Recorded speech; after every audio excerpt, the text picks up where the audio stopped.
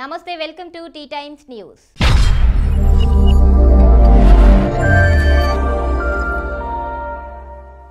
ఆంధ్రప్రదేశ్లో టిడ్కో ఇళ్ల సదుపాయాల వద్ద యువత మహిళలకు ఉపాధి కల్పించాలని రాష్ట్ర ప్రభుత్వం నిర్ణయం తీసుకుంది.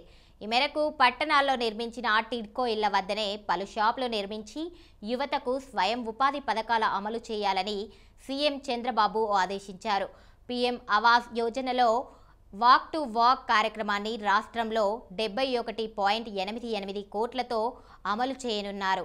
మున్సిపల్ శాఖ ఆ మేరకు ఉత్తర్వులు జారీ చేసింది. 599 షాపులు నిర్మించి టిడ్కో ఇళ్ల వద్ద 10% యువతకు ఉపాధి అవకాశాలు కల్పించాలని నిర్ణయించారు. మోప్మా మిషన్ డైరెక్టర్ ప్రతిపాదనల మేరకు 9 పట్టణ స్థానిక సంస్థల్లో 10 టిడ్కో నివాసిత ప్రాంతాల్లో ఈ జీవనోపాధి కేంద్రాలను మంజూరు చేసింది.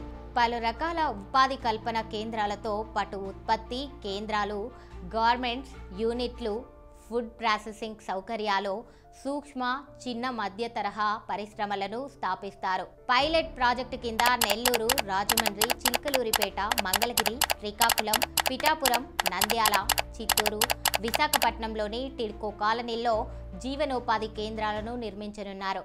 ఇందుకోసం 3 అంతస్తుల భవనాలు నిర్మిస్తారు. మొదటి విడతలో 315, రెండవ విడతలో 284 షాపులు నిర్మిస్తారు. వాటి నిర్మాణాలను టిడ్కో సంస్థ చేపట్టనుంది. స్వయం సహాయక సంఘాల సభ్యులకు చదరపు అడుగు సుమారు 2000కు విక్రయిస్తారు. ఈ షాపులను కొనుగోలు చేసేందుకు స్వయం సహాయక సంఘాలకు రుణ సహకారం అందిస్తారు.